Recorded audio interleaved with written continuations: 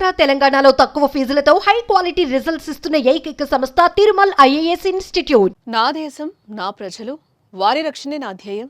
నా ప్రాణం పోయినా నా దేశాన్ని, నా ప్రజలను కాపాడుతానని నిలబడేవాడే సైనికుడు. ఎంతో మంది సైనికులు మాతృభూమి సేవలో అసువులు బాసి చరిత్ర పుటల్లో నిలిచిపోతున్నారు. వారి సరసన చేరాడు వారి 28 ఏళ్ల భారత వైమానిక దళ jaguar fighter jet pilot Siddharth Yadav.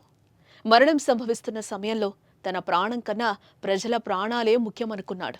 ఇలాంటి సమయంలో 3 రోజుల ముందే ఎంగేజ్మెంట్ చేసుకున్న సిద్ధార్థ్ యాదవ్కు కాబోయే భార్య, తల్లిదండ్రులు, కుటుంబ సభ్యులు ఎవ్వరూ గుర్తుకు రాలేదు, దేశ ప్రజల క్షేమం తప్ప. గుజరాత్లోని జామ్నగర్ సమీపంలో భారత వైమానిక దళానికి చెందిన జాగ్వార్ యుద్ధ విమానం కూలిపోయింది. ఈ ఘటనలో సిద్ధార్థ్ యాదవ్ ప్రాణాలు కోల్పోయాడు. సిద్ధార్థ్ యాదవ్ పెళ్లి నవంబర్లో జరగనుంది.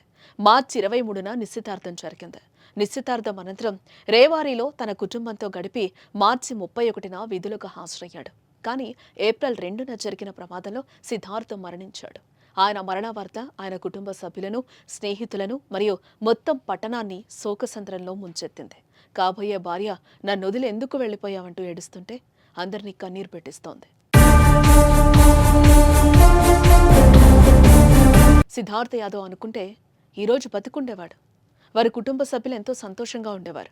కానీ అతడు బతికుంటే ఎన్నో కుటుంబాల్లో విషాదం మిగిలేది. 10ల సంఖ్యలో ప్రాణాలు పోయేవి. అలా జరగకూడదనే సిద్ధార్థ్ యాదవ్ తన ప్రాణాలను పణంగా పెట్టాడు.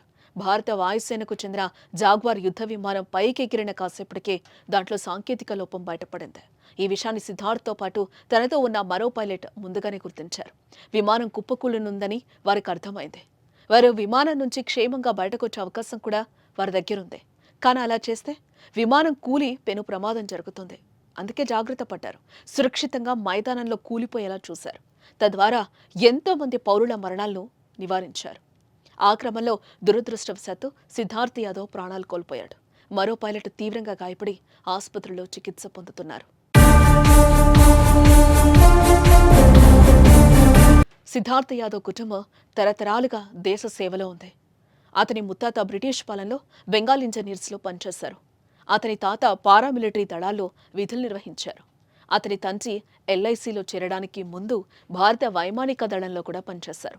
సిద్ధార్థ్ తన కుటుంబంలో దేశానికి సేవ చేసిన 4వ తరం. 2016లో ఎన్డీఏ పరీక్షలో ఉత్తీర్ణత సాధించిన తర్వాత సిద్ధార్థ్ ఫైటర్ పైలట్ కావడానికి ముందు 3 సంవత్సరాల కఠినమైన శిక్షణ పొందాడు. 2 సంవత్సరాలు సర్వీస్ తర్వాత అతను ఫ్లైట్ లెఫ్టినెంట్గా పదోన్నతి పొందారు.